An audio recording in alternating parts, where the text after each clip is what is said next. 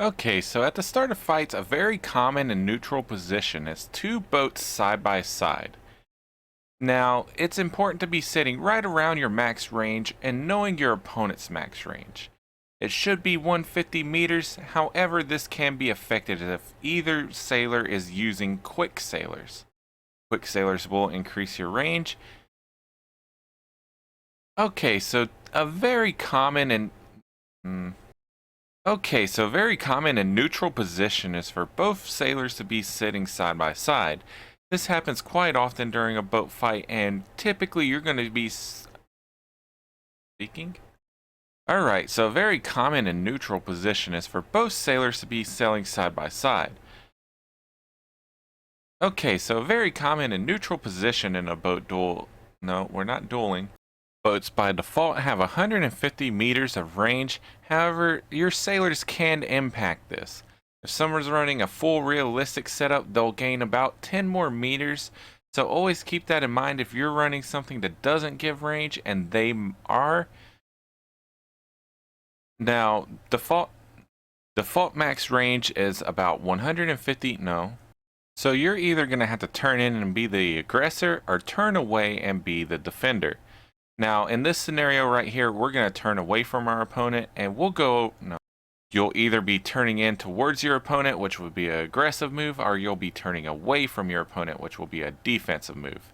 In this scenario here, you're either going to have to turn in towards your opponent and be, we'll start with being aggressive. If you turn towards your opponent, you're going to be the one closing it. Let's start with turning towards your opponent. You towards your opponent? Motherfucker, I can't speak. Now let's look at turning away from your opponent. This is what I typically would tell you to do until you know better on when you can engage or not.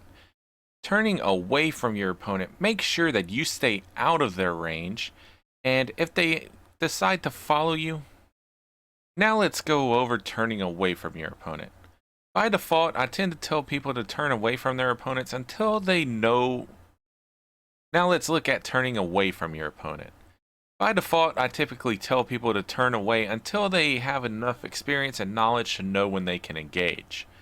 One of the major pros of turning away from your opponent is you're making sure you stay out of their range, and if they decide to follow you, you can then keep them in your range because they're moving towards your cannons while you're moving away from theirs. Now the major motherfucker, I was doing good. There are many factors that go into deciding if you to. There are many factors that go into a decision on if you should go in or not. Things such as if they fired their cannons, are those cannons on? You'll have to use your best judgment on if you engage or turn away.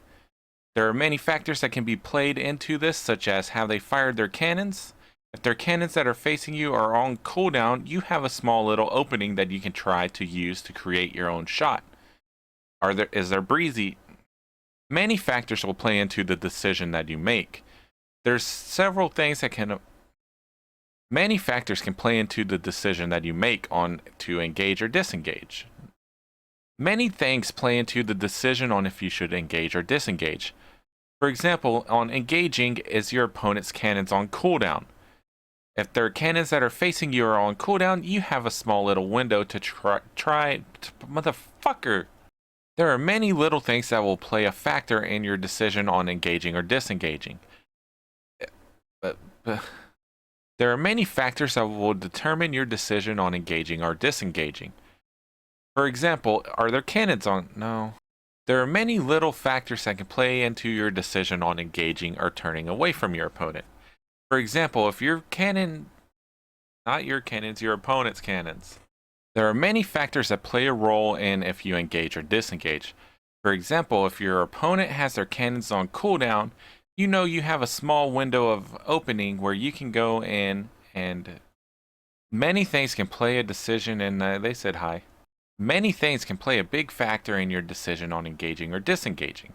For example, if your opponent's cannons are on cooldown, you know they are no threat and you have a small window of opening where you can engage and try to create a shot. Have they used their breezy? No. The next thing I really wanted to go over is the use of breezy cell. Now, a lot of people when they're brand new, they'll have continuous breezy checked off, and this is horrible for a boat fight. You want to hold your breezy use until it's a key situation. If you decide you want to engage, you might want to use it then, or if someone's going hard on you,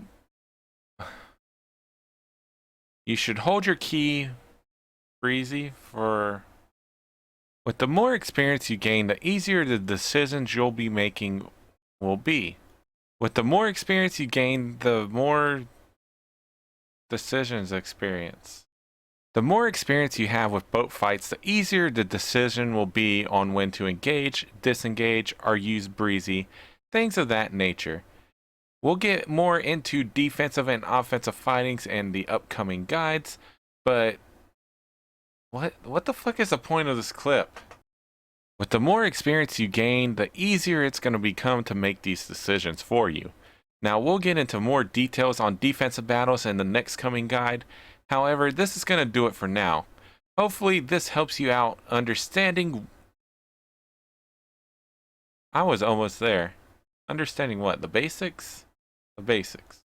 With the more experience you gain in boat fights, the easier the decisions will become. With the more experience you gain in boat fights, the easier. Motherfucking bus outside, you're distracting me. With the more experience, I fucking breathed in really deep. With the more experience you get, the fucking bus is still